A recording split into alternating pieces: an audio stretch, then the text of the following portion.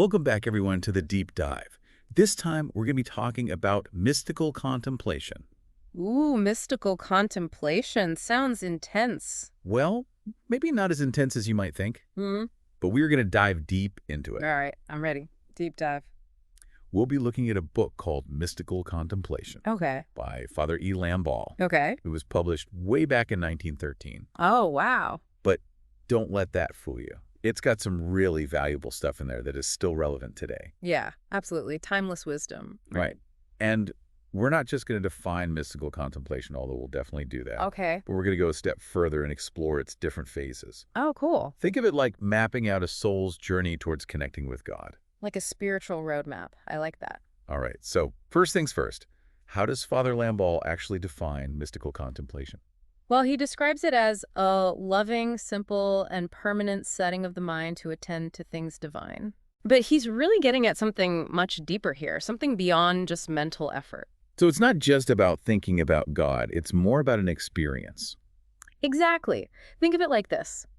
We receive grace in our everyday lives, but contemplation is a different kind of grace altogether. It involves the supernatural. Oh, interesting. It's about how the Holy Spirit is at work within us, leading us to a passive state of faith and love. Passive, huh? So it's not about actively striving to reach God. That's right. It's more about surrendering to a higher power, letting go of our own efforts. Okay, I think I'm starting to see the difference here. But does that mean it's only for, like super religious people? Those who have dedicated their lives to, like, spiritual pursuits? That's a great question, and it's one that a lot of people wonder about. Father Lamballe actually brings in St. Thomas Aquinas to answer this. Okay, Aquinas, yeah. Aquinas argued that contemplation is a natural outcome Okay. for anyone pursuing what he called perfection in the spiritual life. Perfection. That's a Yeah. pretty loaded word. Yeah. And Father Lamballe acknowledges that. Like, Yeah. there are different opinions on this. Okay. St. John of the Cross Uh-huh. and St. Teresa of Avila Mm-hmm. both believed that God calls everyone to this higher state, Hmm. but they also recognize that the journey can be challenging and unique. So each person's path to contemplation is going to look different. Right. Okay. But even if we don't all achieve, like, the highest levels of contemplation, Sure. there's still value in working toward being good people and, focusing less on material things. Absolutely. Even striving for that prepares us for a stronger relationship with God. Okay. Now, I really like how Father Lamballe uses an analogy to explain the stages of contemplative prayer. Oh, right. St. Teresa's garden analogy. Yes, the garden analogy. I love a good analogy. Yeah. So walk me through this. How does it work? All right. So imagine a garden, right? This garden represents your soul. Okay. And in the beginning, you're watering this garden by hand. Okay. This represents the effort we put into active prayer. So we're working hard, putting in the effort. Yeah, exactly. But as you progress through these stages of contemplation, Yeah. it becomes more effortless. Like the watering process becomes easier. Interesting. So the more connected we become with God, Yeah, the less effort is required on our part. right.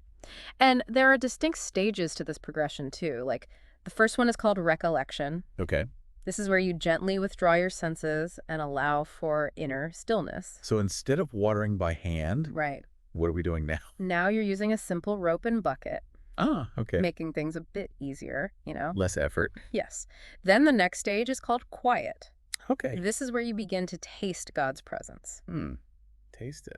Interesting. Now your garden is being irrigated with pipes, bringing peace and nourishment with less effort on your part. So our garden is getting an upgrade. It is less effort, more peace, and a deeper connection. This is fascinating. Okay, so what's next? All right, so the third stage is known as the sleep of the powers.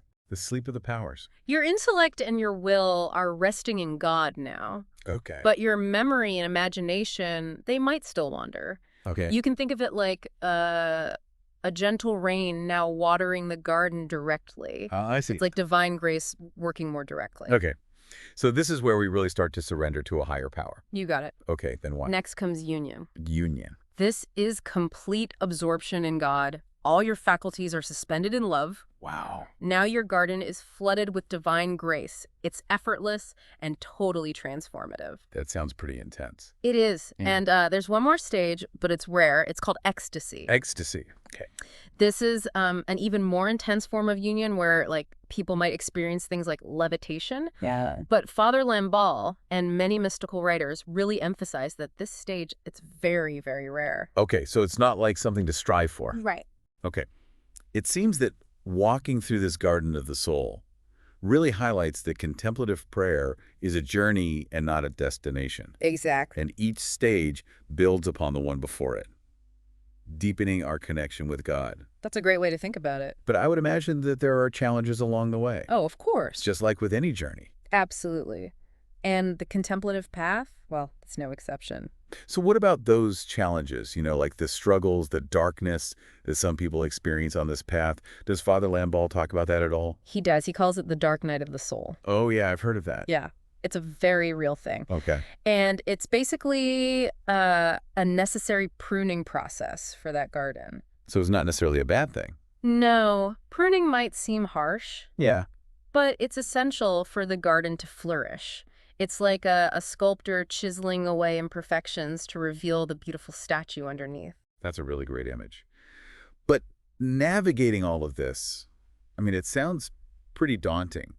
What does Father Lamballe suggest for those who feel, drawn to this path? Well, he says it's really important to seek guidance from someone, who's experienced in contemplative prayer, like a spiritual director. So it's not just about solitary contemplation. No, a spiritual director can help you make sense of what you're experiencing, offer encouragement, and give personalized advice for those challenges. They can really help distinguish what are genuine mystical experiences and what might actually lead you astray. It sounds like having a guide is really crucial, especially when you're dealing with something as profound as this. It's interesting. A lot of people think mystical contemplation means you need some, special senses. You mean like a sixth sense or something to, perceive God? Yeah, like you need to see auras or something like that. Right. But Father Lamballe makes it very clear that that's not the case at all. He actually emphasizes that contemplation is rooted in the same faith and love that guides us in our normal spiritual lives. So it's not like this totally separate thing. No, not at all. It's about going deeper into what we already have. So if we think back to that garden analogy, all those things we do to tend to that garden, like reflecting on Scripture, drawing inspiration from the lives of saints. Right. Those are all kind of laying the groundwork for that deeper, more mystical experience of God. Precisely. And, as our souls progress, God starts working more directly within us. Okay. Leading us towards those higher states of contemplation. Remember how the watering becomes more effortless as we move through the garden? Yeah. It's all about surrendering more fully to His grace. Right. So we've established that contemplation isn't this, totally foreign concept. Right. But what about those challenges we talked about? Yeah. The dryness, that feeling of being abandoned by God, the dark night of the soul. How does Father Lamballe guide us through those tough times? Well, he acknowledges that these trials are real. Yeah. But he assures us that they're not a sign that we're doing something wrong. Okay. He compares it to the darkness a sculptor might experience when they're working on, a masterpiece, It's hard to see the beauty that's taking shape until all the excess stone is chipped away. So it's like a refining process. God is stripping away those things that prevent us from fully connecting with Him. Exactly. And he really emphasizes patience and perseverance. Yeah. Think about a gardener who's tending to a plant that's in a dormant period. They don't just give up on it, right? Right. So we shouldn't abandon our contemplative journey just because we hit a rough patch. I love that analogy. But, this all still sounds pretty intense. Does Father Lamballe offer any practical advice for getting through those times? He does. One of the most important things he stresses is staying focused on those fundamentals. Okay. Love for God, surrender to His will. He also cautions against getting too caught up in things like visions or ecstasies. So it's not about chasing those flashy spiritual experiences. Right. In fact, he warns us that obsessing over those sorts of things can actually distract us from the real goal. Okay. Which is union with God. And those experiences can be misleading, sometimes even manipulated by evil. It sounds like discernment is really key. Yes. And this is where a spiritual director can be so helpful. Absolutely. Having that guide is so valuable. They can help you sort through those experiences and make sure you're staying on the right track. I'm noticing some recurring themes here in Father Lamballe's approach. Would you say humility, surrender, detachment from worldly desires? Are those accurate? You're absolutely right. And what's really striking is that these principles, they resonate not just with Christian mystics, Okay. but with contemplative traditions across many different religions. Really? Yeah, the idea of letting go of the ego and surrendering to a higher power, Hmm. that's like a universal theme on the path to spiritual enlightenment. That's a great point, and it really speaks to what we try to do here on the deep dive. Find those universal truths Exactly. that connect seemingly different ideas and traditions. And Father Lamballe's work offers like a beautiful roadmap Yeah. for anyone drawn to that contemplative path, no matter what they believe or where they come from. It's making me think about my own spiritual practices, Mhm. I may not be a monk living in solitude, Right. but I can still try to cultivate that same, loving attention surrender. That's a wonderful insight. And it actually leads us to another really important point. Okay. Father Lamballe emphasizes finding God in the ordinary. Okay. He believes true contemplation isn't about those extraordinary visions or anything like that. Hmm. It's about developing that constant awareness of God Hmm. in the everyday moments of our lives. So it's not about waiting for some mountaintop revelation. It's about practicing contemplation while I'm, washing dishes or walking the dog, Yeah. even just sitting in traffic. Yeah. Exactly. It's about bringing that same focus and intention Yeah. to every part of your life. I'm starting to understand how revolutionary Father Lamballe's ideas are.